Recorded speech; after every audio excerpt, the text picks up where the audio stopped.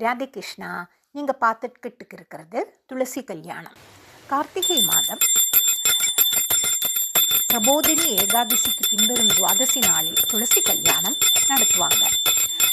இதோட புராண கதை ஒன்று நாம் பார்க்கலாமா? துளசி தேவியானவர் பிருந்தாதேவி என்ற பெயரில் விஷ்ணுவின் பக்தையான ஒரு பெண். அவர் ஜலந்தரன் என்னும் அசுரனின் மனைவி.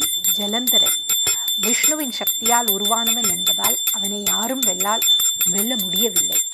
அவன் ரொம்ப கொடிய செயல்களை புரிந்து வந்தான். அந்த ஜலந்தரின் மனைவிதான் பிருந்தா என்ற ஒரு விஷ்ணு பக்தை. விஷ்ணு ஒரு யோகத்தால் ஜலந்தரின் ரூபத்தில் பிருந்தாவை ஏமாற்றினார். அதனால் அவளது தாபம் குன்றி ஜலந்தரன் இறந்தார். இதை அறிந்த பிருந்தா கோபத்துடன் விஷ்ணுவை சபித்தாள். நீயும் கல்லாக மாறி மக்களால் வழிபடப்படுவாய். விஷ்ணு அவளது பக்தியை கண்டு அவளை ஆசிர்வாதித்தார்.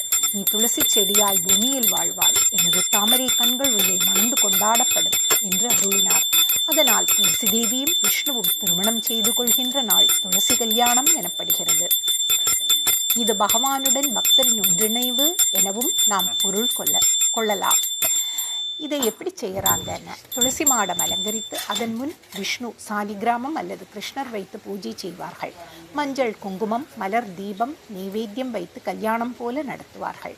பெண்கள் துளசி அம்மனுக்கு மங்களம் பாடி ஆரத்தி எடுப்பார்.